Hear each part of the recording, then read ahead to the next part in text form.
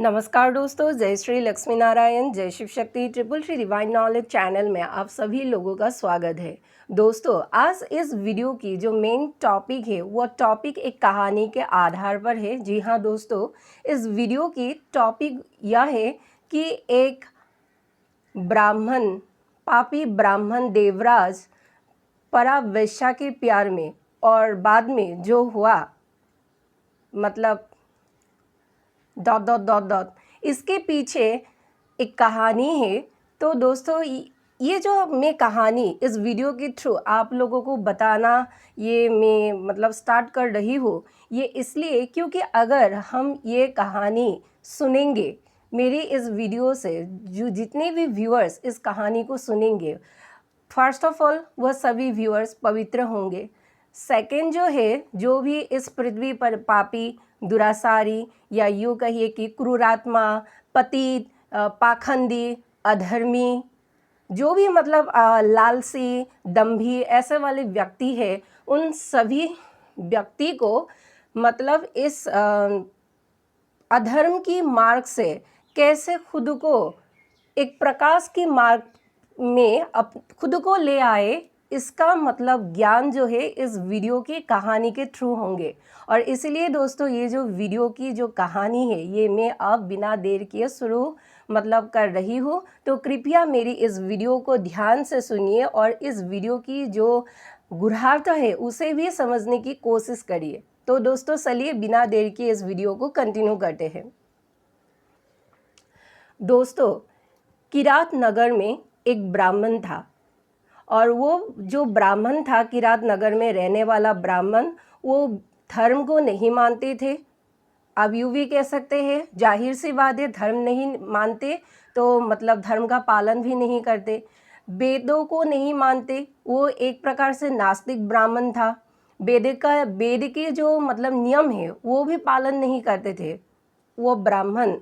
और दोस्तों, वो तो छोड़िए कि धर्म नहीं मानते हैं, कि वो धार्मिक नहीं है, वेदों के नियम को नहीं मानते हैं, वेद नहीं पढ़ते हैं, लेकिन उसके साथ साथ वो जो ब्राह्मण था किरात नगर में रहने वाला, वो ब्राह्मण इतना गंदा था, वो नहाते भी नहीं थे।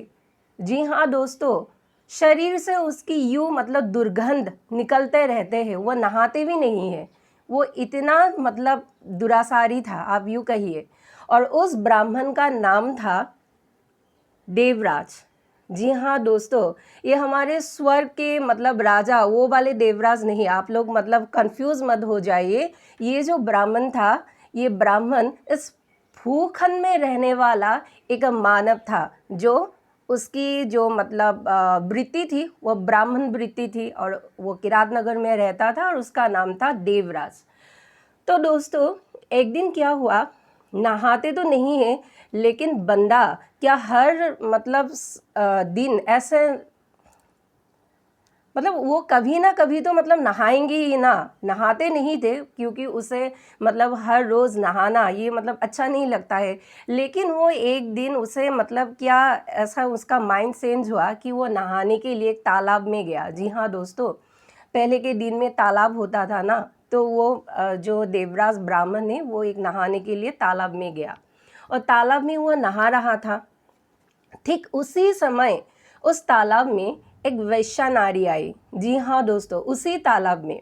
तो वो उसकी वो नारी की जो वृत्ति थी, जो पैसा थी, वो तो वैश्या थी, इसलिए उसको पुरुषों से आकर्षण उसको अट्रैक्ट करते हैं।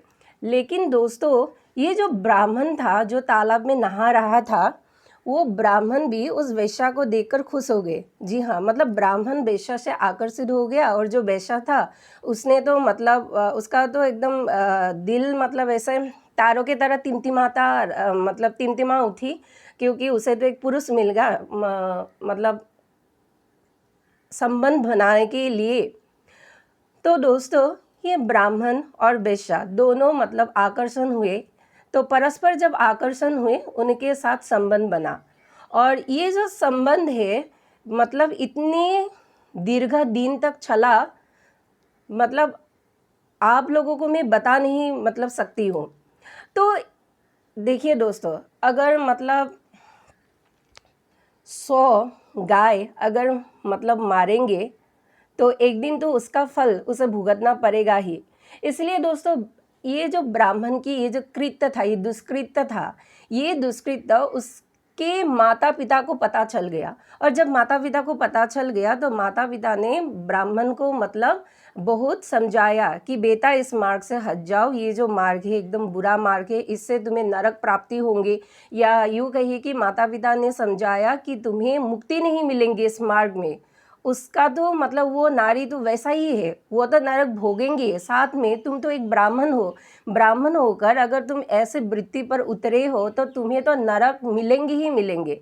लेकिन दोस्तों, कहते हैं ना कि मतलब एक मकड़ी के जाल के अंदर फंसे हुए हैं, और उसके साथ साथ शारीरिक आकर्षण की ऐसा नशा, तो मतलब वो ब्राह्मण सुदबुद होकर माता पिता की बातों को मतलब अनसुना कर दिया। और ऐसे ही मतलब जब भी वो ब्राह्मण, उनकी ये सिलसिला चलता रहा है उस नारी के साथ। उस नारी का नाम था शोभावती। जी हाँ दोस्तों, शोभावती के साथ उसका जो ये संबंध था, ये दुष्कृत्य था, वो मतलब दीर्घ दिन तक चलता ही रहा। वो उस नारी से मिलने मतलब जाता था, बाद में घर आता था, माता पिता समझाने की बहुत कोशिश की, ऐसे ही मतलब चलता रहा। और एक दिन वो मतलब माता पिता से तंग आकर माता पिता को ही मतलब ईर्ष्या बस माता पिता को मार डाला। और उस ब्राह्मण की कहानी के लास्ट एंडिंग में ट्विस्ट भी आती है, वो यह है कि वो ब्राह्मण मतलब उसका एक पत्नी भी थी। जी हाँ दोस्तों, उसका एक पत्नी भी था। और वो ब्राह्मण ईर्ष्यावश अपने माता पिता को तो मार डाला, लेकिन उसके जो पत्नी थी उस पत्नी को भी वो मार डाला, क्योंकि उसका मतलब काम आसान हो जाएंगे ना शोभावती से मिलने से, मतलब उस वैश्या नारी को मिलने के लिए। तो दोस्तों, रास्ते में जो भी एक आता आया उसे मतलब हटा दिया उस ब्राह्मण में। तो ऐसा ही चलता रहा शोभावती और ब्राह्मण के बीच। तो दैव योग से एक दिन क्या हुआ, वो जो किरात नगर में रहता था वो ब्राह्मण देवराज, वो एक दिन मतलब एक गांव में आया। जी हाँ दोस्तों, एक गांव में आया। मैं गांव का नाम थोड़ा सा भूल गई हूँ, शायद प्रतिष्ठापुर था, ऐसा कुछ गांव का नाम था। तो उस गांव में आया। गांव में आकर उसने एक शिव मंदिर देखा उस गांव की चौराहे पर। और जब शिव मंदिर देखा, उसमें जब उसने वो ब्राह्मण गया शिव मंदिर पर और देखा कि उस मंदिर में बहुत सारा संत साधु था और ब्राह्मण वगैरह भी था। तो उसने उस शिव मंदिर में मतलब बाबा भोलेनाथ की पूजा की, और उसने मतलब ऐसे सिर झुकाकर प्रणाम भी किया बाबा भोलेनाथ को।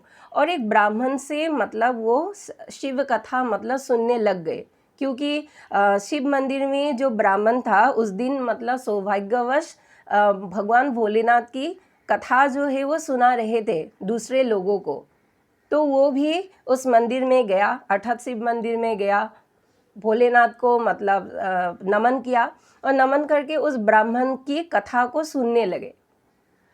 तो दोस्तों, जब मतलब ब्राह्मण की कथा को सुनने लगे तो उसका मतलब भीतर की जो आत्मा है वो दहल गया। जी हाँ दोस्तों, क्योंकि वो ब्राह्मण भी उस बात के ऊपर ही मतलब बात कह रही थी कि वेश्यावृत्ति से हमेशा दूर रहना चाहिए, वेश्यावृत्ति को कभी भी अपनाना नहीं चाहिए, इससे जीव जो है नरक भोगते हैं। पहली बात, नरक तो भोगते ही है, दूसरा बात उसकी पत्नी को भी, अगर वो शादीशुदा है तो उसके पत्नी को भी भोगना पड़ता है, माता पिता भी भोगते हैं उसके दुष्कृत्य की कर्म को।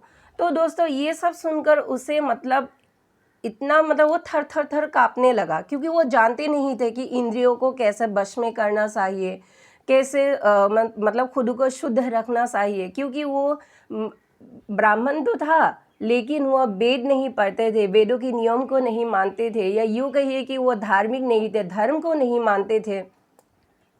इसलिए जब उस दूसरे ब्राह्मण की मुख से ये बात मतलब सुनने को मिला, तो वह मतलब उसके ऐसा भय से वो काँप उठा। और इतना भय पैदा हुआ अपने मन में, अपने आत्मा में, कि वो मतलब बीमार पड़ गया। जी हाँ दोस्तों, और 1 मास तक वो बीमारी में ही रहा। और उसके बाद उसके उस ब्राह्मण के अर्थात देवरास नामक ब्राह्मण के प्राण पखेरु उड़ गए। और जब प्राण पखेरु उड़ गए तो उसके मतलब आत्मा को मतलब लेने के लिए इस धरती लोक से यमपुरी पर लेने के लिए, उसमें डालने के लिए यमपुरी से 2 दूत आया जो धर्मराज यम ने भेजा था देवराज के ब्राह्मण की आत्मा को मतलब लेने के लिए। और जब यमपुरी से यमराज के 2 दूत आए, उसी वक्त शिवलोक से भी 2 दूत आए जो महादेव ने भेजा था। जी हाँ दोस्तों, और वो 2 दूत अर्थात शिव जी की ही 2 दूत ने यमराज के दूत को चेतावनी दी कि अगर देवराज की आत्मा को आप लोग ले गए तो शिव जी जो है वह नाराज हो जाएंगे और आप लोग उस शिव जी के क्रोध के भाजन बनेंगे, और सिर्फ आप ही नहीं, धर्मराज यम भी बनेंगे। तो दोस्तों, दूत ने तो पहले मतलब बहुत खींचातानी की कि देवराज की आत्मा को मतलब ले जाना चाहिए, लेकिन जो शिव जी के दूत थे वो तो भाई भोलेनाथ के दूत थे, तो भोलेनाथ के समान ही उनके मतलब पास जो है शक्तियाँ थी। तो दोनों में खींचातानी लगी दोनों ग्रुप के भीतर। तो क्या हुआ, बड़ा बवाल मच गया कि आखिर देवराज की जो मतलब सोल से आत्मा है उसको कौन ले जाए। तो उसी वक्त क्या हुआ, ये जो मतलब धरती लोक में ये बवाल मचा, तो यमराज को पता चल गया और यमराज जो है स्वयं मतलब यमपुरी से उतरकर धरती पर आया और उस स्थान पर, उस मंदिर के स्थान पर आया। तो पूछा क्या हुआ, तो दूतों ने सब मतलब डिटेल्स बता दी। और फिर भी यमराज मतलब उस डिटेल्स को सुनने से ही मतलब धर्मराज यम जो है वह शांत नहीं बैठा। वो अपनी इस तृतीय नयन हम जो बोलते हैं ना, ये थर्ड आई जो बोलते हैं, उसी थर्ड आई से उन्होंने पूरा देवराज का जो मतलब जीवन कहानी था उसको फिर से एक बार देखा। और देखने के बाद यमराज को पूरा ये जो मतलब मामला है पता चल गया, आखिर क्यों शिवलोक से 2 शिवदूत आए।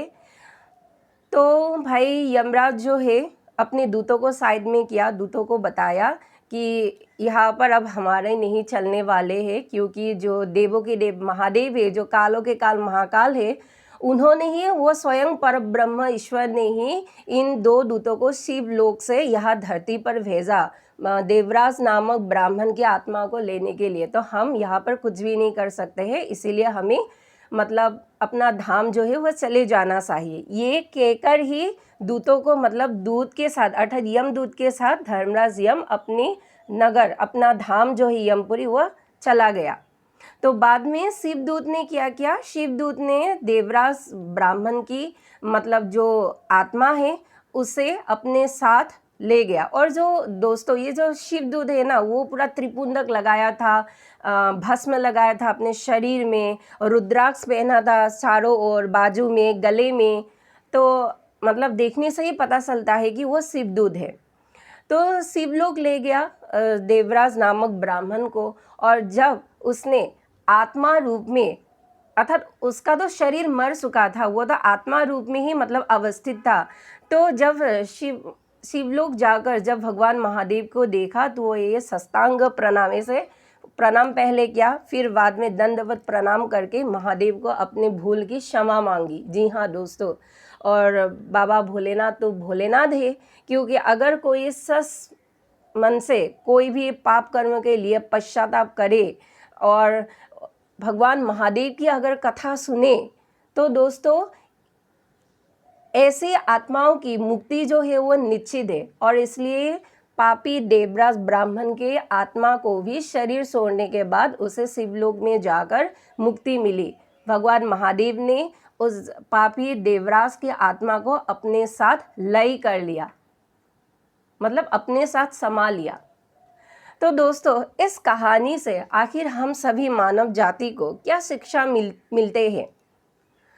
इस कहानी से दोस्तों यही शिक्षा मिलते हैं कि हम जब भी धरती पर मानव शरीर में आते हैं तब सर्वप्रथम हमें वेदों के नियम एवं हमें धार्मिक होना चाहिए। और मैं तो कहती हूँ धार्मिक होने से ज़्यादा अच्छा है आध्यात्मिक होना। जी हाँ दोस्तों, क्योंकि धार्मिक में कुछ ना कुछ जो है वो मतलब दोष रह जाते हैं, लेकिन अगर आप पूरे भीतर से आध्यात्मिक बने तो आपको एक एक आपके सामने आने वाले जो मतलब दुविधा है वो उसका पत्ता ऐसे मतलब काटते काटते चले जाते हैं। जी हाँ दोस्तों, और इसीलिए दोस्तों हमें सभी आध्यात्मिक होना चाहिए और वेदों के नियम को फॉलो करना चाहिए।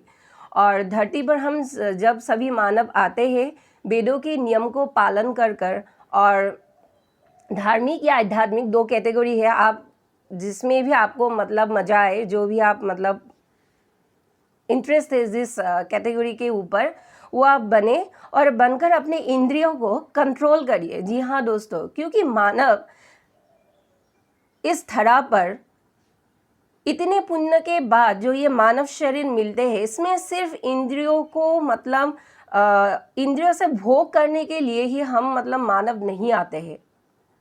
हम मानव आते हैं अपने पहले जन्म में जो भी काम हमने पेंडिंग रखी थी या रखा था, वो सभी कामों को इस जन्म में हम कैसे फुलफिल कर पाए, हम अपने कार्मिक बंधनों को कैसे काट सके, और अपने जो हमने पहले जन्म में नहीं सीखा था इस जन्म में कैसे हम उस सभी तौर तरीके को सीखें, उसके बाद अपना उद्देश्य पूर्ण करें। और ऐसे ही धर्म में रह रहकर एक दिन हम मतलब हमारे जब अंत समय आएंगे तो हम मोक्ष की तरफ हम सभी मानवों को आगे बढ़ना चाहिए। लेकिन देवराज ब्राह्मण ये सभी बात नहीं जानते थे, और इसीलिए मतलब उसका ये जो बीच वाला स्वभावती वाला केस है वह सब हुआ, उसने इंद्रियों को संतुष्ट किया। तो दोस्तों उसका मतलब ये लक जो है वो भाग्य अच्छा था कि उसने उस शिव मंदिर पर गया। मैंने कहा ना कि दैवी योग हुआ, दैव योग से वो उस मंदिर में गया, उस ब्राह्मण से वैश्यावृत्ति में पढ़ने वाले लोगों को कैसे मतलब कैसा वाला नरक भोगना पड़ता है, ये कहानी ये वृत्तांत जब उसने सुनी तब उसकी आत्मा जो है वो जाग उठा। तो दोस्तों ये एक प्रकार से मैं उसकी ये सौभाग्य ही कहूँगी उस ब्राह्मण की। तो दोस्तों इसीलिए हम सभी मानवों को अपने इंद्रियों को कंट्रोल में करना चाहिए और हमें जो है धर्म के मार्ग पर अडिग रहना चाहिए।